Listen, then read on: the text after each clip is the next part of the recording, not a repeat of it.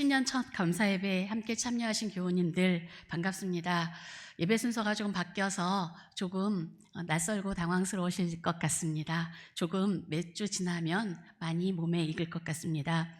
오늘은 신년 첫 주일이면서 동시에 교회력으로는 주현절이라고 하는 절기입니다. 주현절, 그러니까 주님이 나타나신 날이라는 뜻의 주현절이라고도 하고 공현절이라고도 하는데요. 이것은 주님이 태어나신 것과 또 다르게 공식적으로 주님의 신성이 드러난 날이다라고 하는 것을 지키는 절기입니다. 우리의 전통 기독교에서는 1월 6일로 지키면서 동방박사가 아기 예수님께 예물을 드렸던, 그리고 경배를 드린 때로 보고 있고요. 동방기독교에서는 세례 요한이 예수님께 세례를 베푼 날을 주현절로, 공식적으로 드러난 날로 그렇게 지킵니다. 저희는 서방기독교의 전통을 이어받고 또 개신교라서 1월 6일을 주현절로 그렇게 지키고 있습니다. 오늘 함께 읽으신 긴 본문, 동방박사가 아기 예수님을 찾은 이 본문은 굉장히 우리가 잘 알고 또 이들이 드린 예물 때문에 우리가 그 예물이 무엇인지도 잘 알고 외우고 있는 그런 본문이 되겠습니다. 이 본문 자체가 주는 굉장히 놀라운 어떤 그 판타지 같은 드라마 같은 느낌이 있죠. 그렇죠? 이 이야기를 소설로 써도 또 만화 영화로 만들어도 뭘로 만들어도 굉장히 흥미로운 그런 이야기입니다. 이 매혹시키는 이 판타지 같은 드라마 같은 이 이야기에서 우리는 굉장히 궁금한 게 많아요. 뭐가 궁금할까요? 여러분은 동방박사가 누구라고 알고 계십니까? 이 동방박사는 도대체 누구일까요? 동방에서 왔다 그러는데 도대체 그 동방은 어디일까요? 또 이들이 별을 봤다고 하는데 그거는 어떤 별이었을까요? 또 최근에는 이것이 과학적인 사실이다 이렇게 주장하는 사람들도 있는데 또 해성일 거다, 목성일 거다, 이런 여러 가지 설들이 많습니다. 이렇게 관련된 설들은 여러 가지가 있지만 사실 성경에는 굉장히 정보가 아주 작고 제한된 정보밖에는 우리가 알 수가 없는 것이 사실입니다. 이들이 누구인지 어디서 왔는지에 대한 정보가 자세하게 정확하게 기록되어 있지가 않습니다. 그런데 우리가 추측할 수 있는 것은 동방박사라고 번역된 그리스어가 마고스였습니다. 이는 현자 또는 꿈의 해석자라는 뜻입니다. 그리스 역사가 헤로도투스에 의하면 이들은 꿈을 해석하는 특별한 사제 계급이라고 합니다. 여러분 혹시 다니엘을 기억하시나요? 다니엘서도 꿈을 꾸고 꿈을 해석하는 사람들을 불러 모으지 않습니까? 이렇게 꿈을 해석하는 특별한 사제 계급이 있었다고 하는데 이 용어가 수세기 후에는 점술 또는 마술을 하는 특수한 능력을 가진 사람들을 지칭하는 말로 일반화되기도 했습니다. 그래서 마고스가 뜻하는 사람들의 층이 넓은데요. 아주 전문적이고 과학적인 성향을 지닌 사람들로부터 점성술을 하거나 마술을 부리는 사람들까지 다 지칭하는 말로 넓게 사용되어 왔던 것 같습니다. 그런데 마태복음에서는 이 동방박사가 별을 보고 예루살렘에 온 이들을 마고스라고 소개하면서 마고스의 다양한 의미 중에 박사다, 즉 천문학적 지식을 갖고 있는, 그리고 과학적인 지식을 갖고 있는 그런 긍정적인 의미의 마고스로 사용한 것으로 보입니다. 그럼 동방은 어디일까요? 동방은 예루살렘을 중심으로, 이스라엘 중심으로 동쪽을 말하는데 당시 지역으로 보면 메소포타미아나 페르시아, 그리고 그 당시에는 바벨론 제국이었을 거라, 그것이 유력한 설로 여겨집니다. 바벨론이라고 한다면 조금 이해가 갑니다. 이들이 왜 유대인의 왕을 예배하러 왔는지. 왜냐하면 바벨론에는 유대인들이 많이 포로로 잡혀가 있었고 바벨론의 도시마다 유대인들이 유대인의 도시를 이루며 살았기 때문입니다. 바벨론에는 유대인이 많이 모여 사는 곳이고 따라서 유대인들의 메시아 사상에 대해서 잘 알려진 지역이라고 할 수 있습니다. 이들이 굉장히 동방박사 이야기가 굉장히 많은 사람들의 마음에 그 여러 가지 심상을 불러일으켜서 화가들도 모두 다 이 동방박사의 예물 드리는 장면을 다 그렸고요. 이 이야기는 여러 가지로 발전돼서 6세기 경에는 교회에서 공식적으로 이 동방박사 세 사람은 세 가지 대륙을 대표하는 사람들이다라고 정하기도 했습니다. 세 가지 대륙은 유럽, 아시아, 아프리카에서 왔다라고 해서 동방박사 예물 드리는 그림을 보면요, 한 사람은 흑인으로 어디서 온 거라고요? 그러니까 아프리카에서 온, 그렇게 대표하는 것으로 보여지는 사람으로 그리기도 합니다. 그리고 또 그 뒤에는 조용해졌네요. 그 뒤에는 카스파, 멜키오르, 또 발타자르라는 동방박사의 이름까지도 거명되기도 했습니다. 그런데 이 본문에서 정말 마태가 기록한 동방박사가 경배했다는 것의 중요한 의미는 무엇일까요? 이 마태복음이 처음 동방박사의 이야기를 기록하는 원문에는 서두에 감탄사가 쓰여 있습니다. 동방박사가 이렇게 멀리서 와서 이렇게 예수님께 예루살렘으로 왔어 라고 하는 굉장히 놀라운 이야기를 전하는 감탄사로 시작합니다. 이 마태복음이 동방박사가 이렇게 경배하러 왔다고 하는 것의 가장 중요한 의미는 하나님의 구원이 이방인에게까지도 포함해서 널리 펼쳐진다라고 하는 사실을 말하고자 했던 것입니다. 다시 말하면 가장 중요한 의미는 만민에게 열린 하나님의 구원사역의 보편성을 말하고 있다는 것입니다. 하나님의 구원은 모든 사람에게 열려져 있다라는 것이죠. 이들이 주님께 경배한 것은 이사야서 60장 1절에서 6절의 말씀이 성취된 것으로 그렇게 신약의 사가들은 생각하고 있습니다. 이사야서 60장은 우리가 잘 아는 대로 일어나라 빛을 발하라 이는 내 빛이 이르렀고 여호와의 영광이 내 위에 임하였음이니라 라고 시작되는 본문입니다. 이 본문은 뭐라고 얘기하냐면 보라 어둠이 땅을 덮을 것이며 캄캄함이 만민을 가리려니와 오직 여호와께서 내 위에 임하실 것이며 그 영광이 내 위에 나타나리니 나라들은 내 빛으로 왕들은 비치는 내 광명으로 나아오리라. 그리고 6절에선 이렇게 말합니다. 스바 사람들은 다 금과 유황을 가지고 와서 여호와를 찬송할 것이며 여호와의 찬송을 전파할 것이다. 이렇게 말하고 있는 본문의 예언 성취로 보는 것입니다.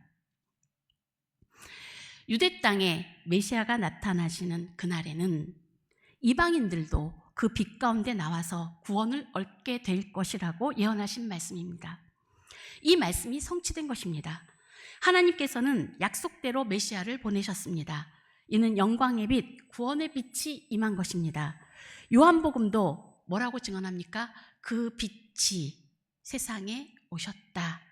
말씀이 육신이 되어 오셨다라고 선언하고 있습니다.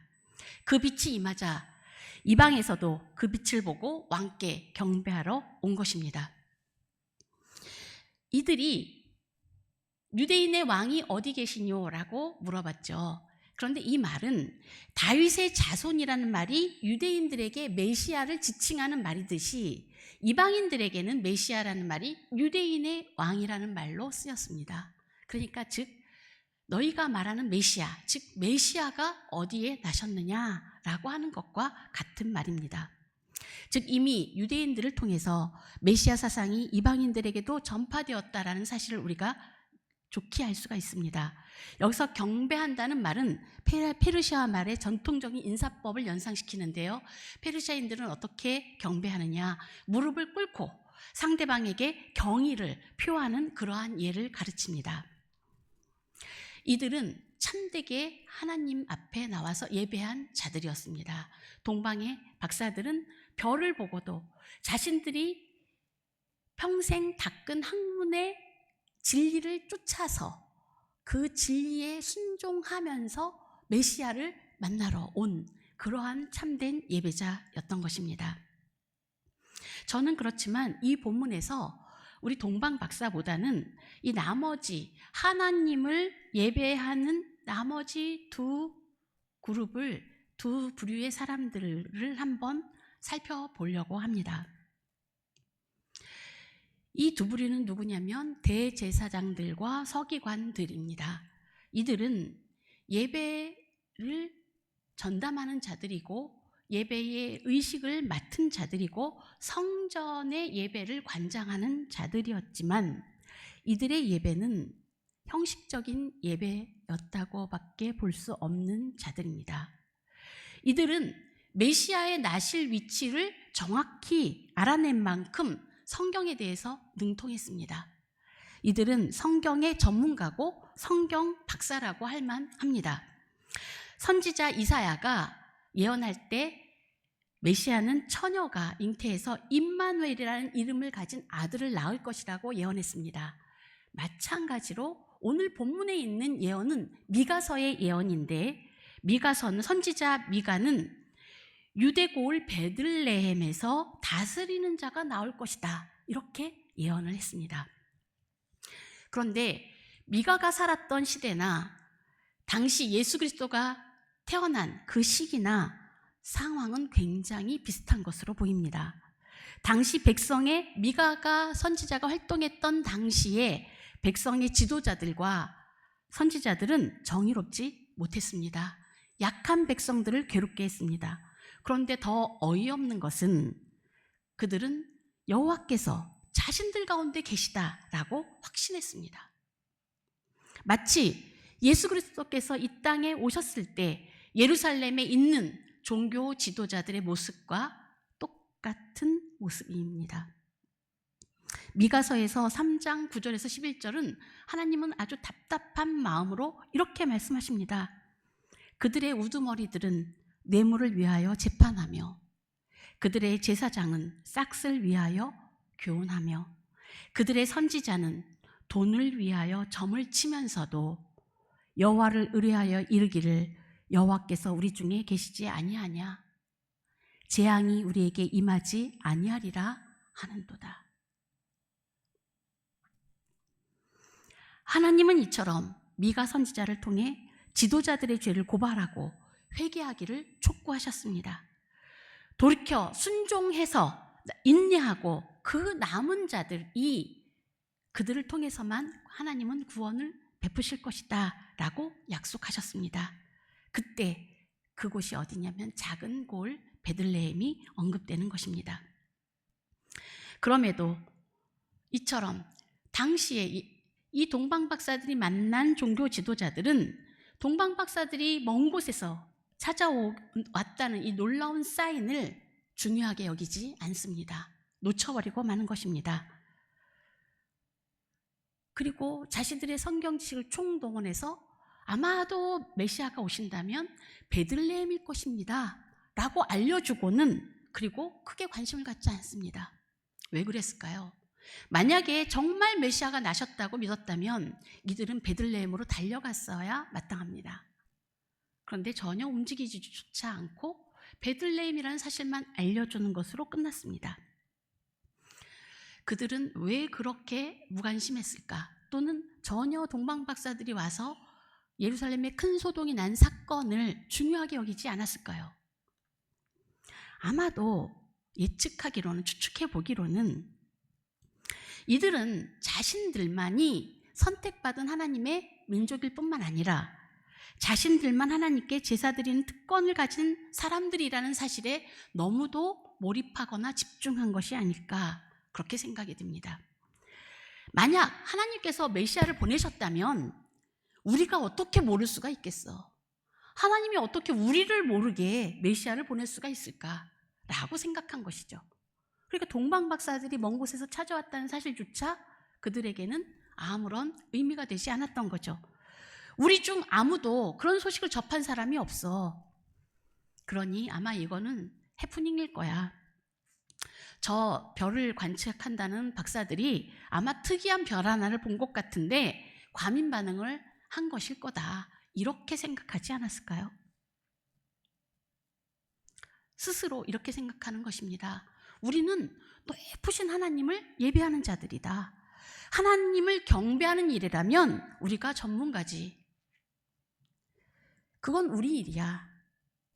그런데 어디서 갑자기 메시아가 나타날 수 있다는 말인가? 이들은 미가서의 예언은 그 내용은 정확히 해석할 수 있었지만 미가 선지자를 통한 하나님의 마음을 아는 데는 실패한 사람들입니다. 이들은 말씀의 진리를 자기 자신과 자신이 처한 현 상황에 적용하지 못하고 있습니다. 왜 그럴까요? 이들에게 성령의 조명이 필요 없기 때문입니다. 말씀이 자기 자신의 마음에 다가오는 것과 우리 마음을 깨닫게 하는 것과 또 그 말씀을 통해서 현 상황이 분명하게 명확하게 인식하게 되는 데에는 성령의 조명이 필요하기 때문입니다. 성령의 인도하심을 받기 위해서는 하나님 앞에 조용히 잠잠히 머물러야 하고 그분의 음성에 귀 기울여야 합니다. 아무리 제사장이고 아무리 하나님 앞에 서 있는 전문가라 할지라도 아무리 제가 목사라고 할지라도 그런 특권을 맡은 자라도 영적으로 어두워진다면 하나님의 음성은 들리지 않는 법입니다. 마치 사무엘 시대의 엘리 제사장의 경우가 그랬습니다. 여러분, 엘리 제사장은 눈이 침침하고 귀가 어두워졌습니다. 그것은 단지 육체적인 것을 표현하는 것이 아니었습니다. 그래서 하나님은 새 시대를 위해서 엘리 제사장이 아니라 아직도 어린아이에 불과한 사무엘을 부르신 것입니다. 새 사람을 부르신 것이죠.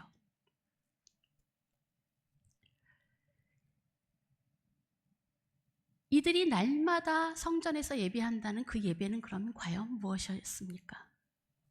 정말 하나님을 기쁘시게 하는 예배가 되었을까요? 하나님의 뜻을 정확히 깨닫는 예배가 되었을까요?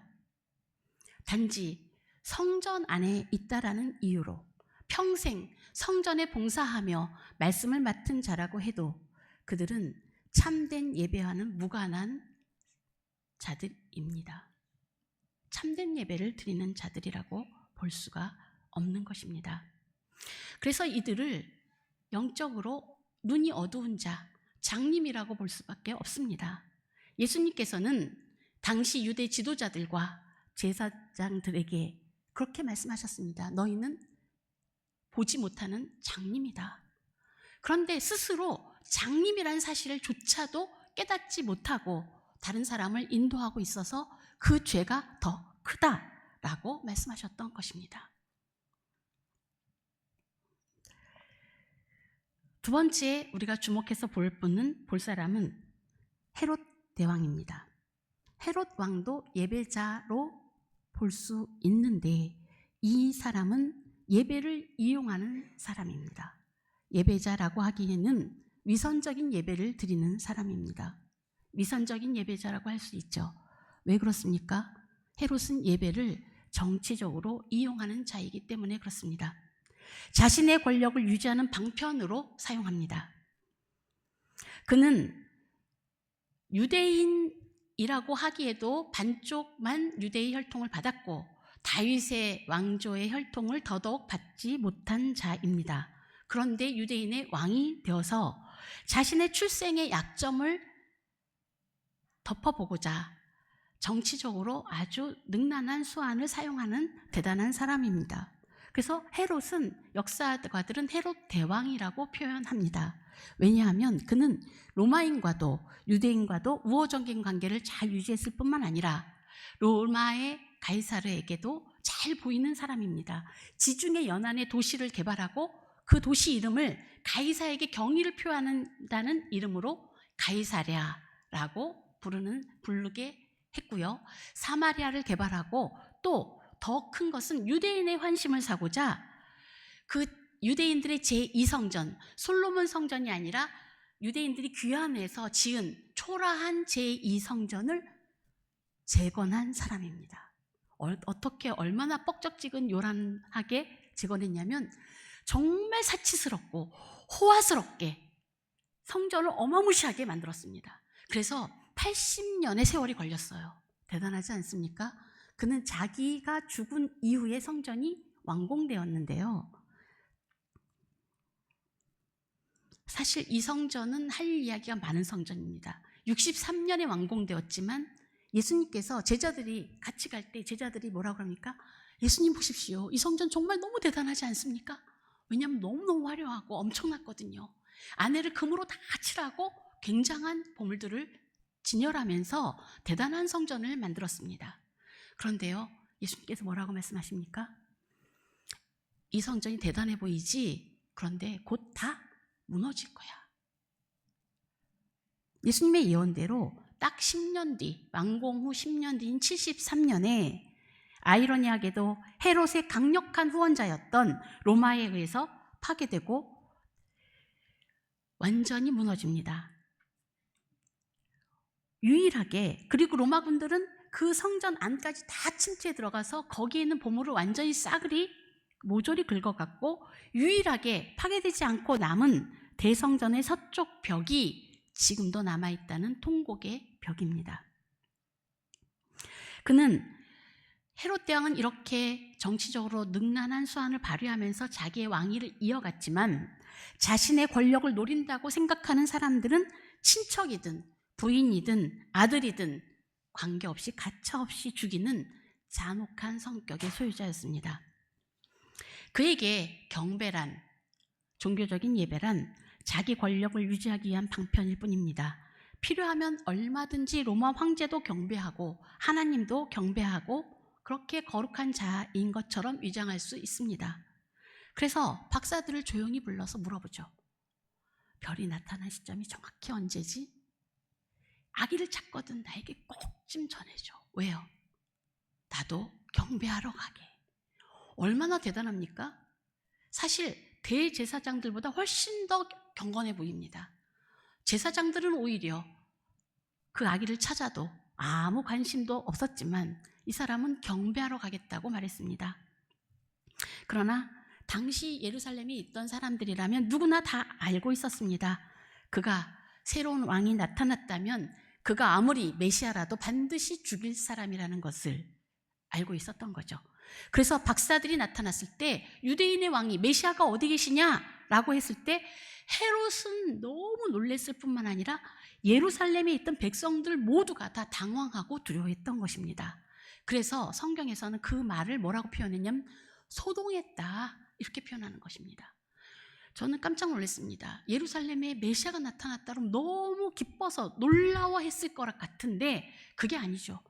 예루살렘 백성들은 너무 갑자기 이게 무슨 일인가, 또 갑자기 무슨 피바람이 부나 이런 생각을 했던 것이죠.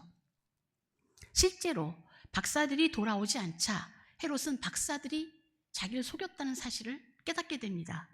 그래서 헤롯은 박사들이 말했던 그 시점을 계산해서 2살 이하 남자아이들을 다 죽이는 잔혹한 유아 학살 대학살극을 자행합니다. 누가 메시아인지 모르니 2살 이하 남자아이들은 모조리 다 죽인 것입니다. 그에게는 실제로 하나님을 경외함도 없고 생명을 존중함도 없습니다. 오직 자신의 권력 유지에만 급급합니다. 한 역사가는 그를 과대망상증 환자라고 기록하였습니다. 그러면서도 자신을 거룩한 경배자로 위장하는 자, 정치적으로 종교적으로 효력을 발휘할 수 있다면, 자신의 권력을 유지할 수 있다면 무엇이든지 할 수 있는 사람입니다. 그래서 사실 헤롯은 실제로 누구를 경배했는가?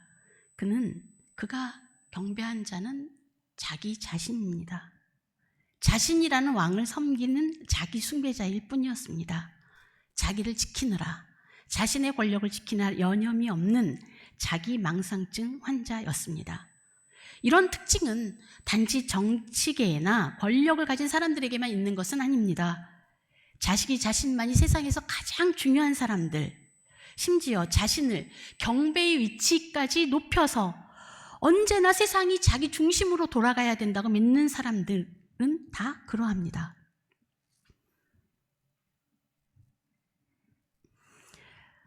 그러면 하나님을 예배하는 참된 예배는 과연 무엇이겠습니까? 우리는 참으로 하나님 앞에 합당한 경배, 예배를 드리는 자들일까요? 예배란 하나님께 합당한 영광과 찬송을 올려드리는 것입니다. 시편 96편 8절은 이렇게 말합니다. 여호와의 이름에 합당한 영광을 그에게 돌릴지어다. 아멘. 이 경배라는 말, 예배라는 말은 프로스키네오라는 헬라어로 신약에 한 80회, 60회 정도 쓰입니다.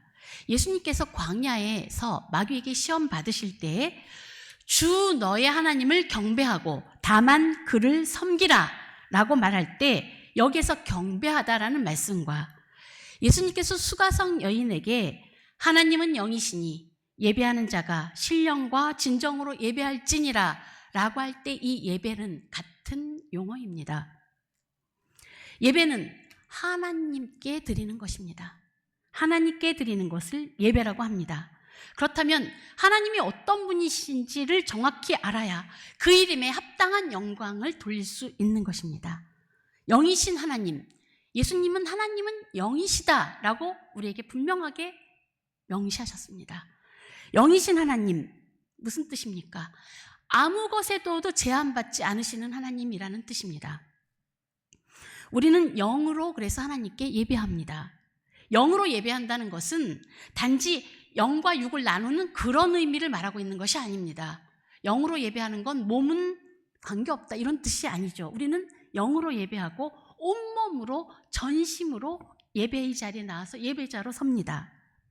이것은 육체와 대비되는 말이라기보다는 인간적인 차원에서 예배를 생각하는 것과는 대조적인 말로 생각하시면 맞습니다. 하나님은 영이시기 때문에 영적인 차원으로 예배를 드리라는 뜻입니다. 하나님의 영이신 성령 안에서 우리의 진정한 마음으로 영으로 나아가는 것입니다. 그리고 진리의 말씀 안에서 그 말씀 가운데 또한 말씀으로 오신 예수 그리스도 안에서 예배드리는 것을 말하는 것이 진리 안에서 예배드리는 것입니다. 영이신 하나님께 성령 안에서 우리의 전 인격을 들여서 진리이신 예수 그리스도를 통해서 아버지께 나아가는 사람들, 하나님은 이렇게 예배하는 자들을 찾으십니다. 예배는 자기 만족을 위해서 드리는 것이 아닙니다. 그러나 참되게 예배한다면, 참되게 예배하는 예배자는 진정으로 하나님 안에서 깊은 평강과 만족을 누리게 됩니다. 하나님을 찬송하고 기쁘시게 하는 것이 우리를 지으신 하나님의 목적이기 때문에 그렇습니다. 우리는 우리를 지으신 목적에 부합하게 살 때에 가장 큰 행복과 만족을 얻기 마련입니다. 우리는 예배자로 설 때 가장 행복하고 가장 평강할 것입니다. 가장 축복된 자리에 서 있는 것입니다. 예배는 또한 다른 사람에게 보이기 위한 목적으로 드리는 것이 결코 아닙니다. 하지만 우리가 예배할 때 우리는 하나님이 없다고 믿는 무신성의 이 세상에 하나님이 살아계신다는 사실을 선포하는 것입니다. 오직 돈과 권력의 신을 믿고 섬기는 사람들에게 우리는 오직 하나님만 섬긴다라는 사실을 분명하게 선포하는 것입니다. 우리는 하나님을 예배하는 자들입니다. 예배는 정치적 목적을 위한 수단이 될 수 없습니다. 그러나 가장 순수한 비정치적인 예배가 때로는 정치적으로 해석될 때도 있습니다. 그러한 예는 역사 가운데 얼마든지 있었습니다. 그래서 일제시대 때 일본 제국주의는 기독교를 탄압했던 것입니다. 교회 해산 명령을 내렸던 것이죠. 우리의 순수한 예배도 그들에게는 정치적인 목적으로 이해되었기 때문입니다. 공산주의자들 역시 종교의 왜곡된 기능을 빌미로 기독교를, 종교를 탄압했습니다.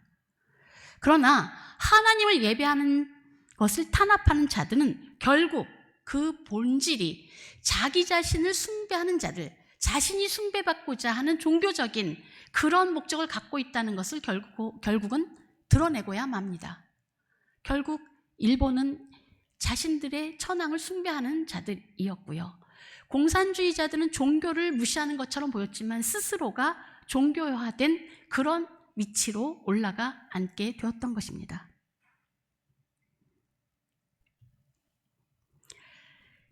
예배는 그래서 예배하는 사람들, 예배자가 가장 중요합니다.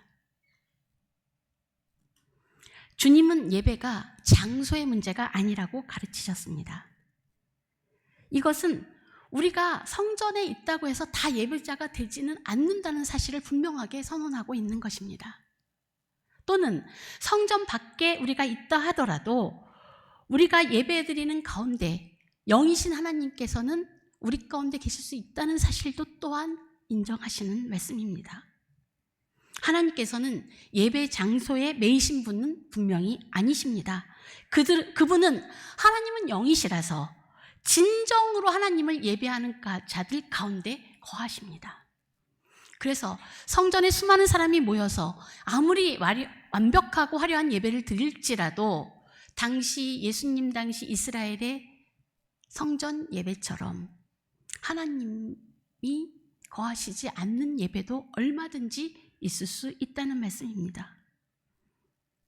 주님께서 우리에게 가르치신 것은 가장 중요한 것은 하나님께로 향하는 예배자들의 진정성이다 라고 가르쳐 주신 것입니다. 우리는 예배자로 나와서 하나님 앞에 우리 자신의 온몸과 마음과 우리 전체를 다 하나님 앞에 내어드리는 것입니다. 예배란 세상의 신들을 거절하고 오직 하나님 앞에 우리가 서 있는 자들로 하나님을 섬기고 경배하는 것입니다.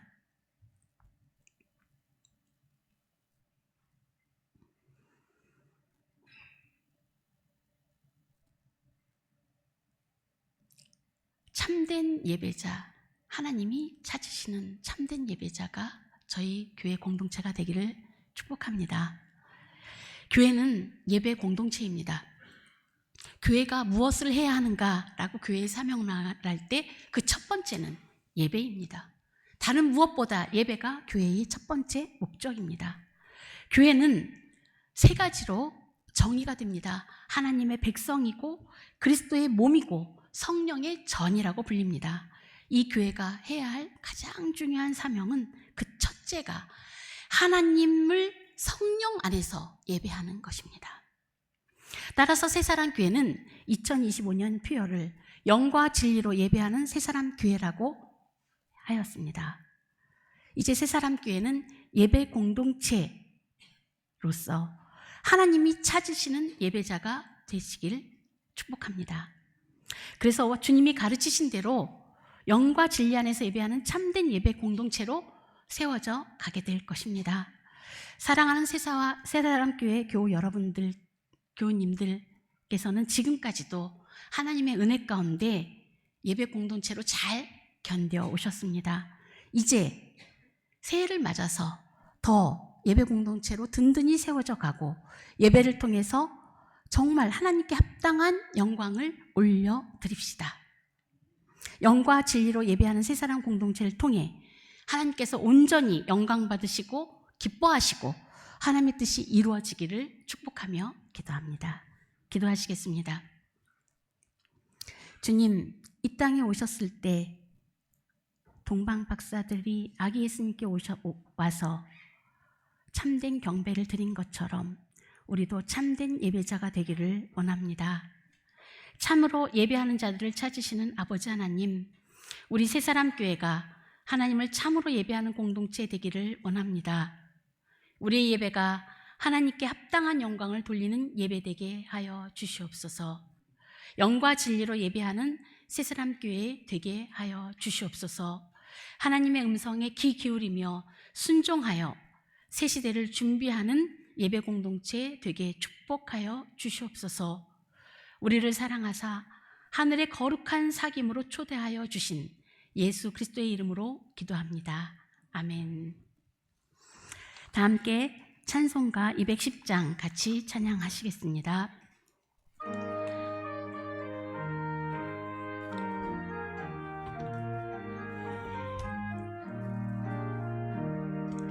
시온성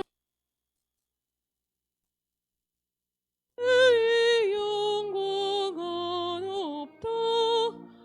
허락하신 말씀대로 주원진이 세웠다.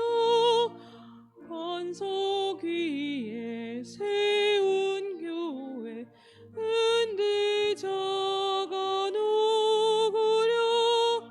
모든 원수 에워싸도 아무 근심 없도다.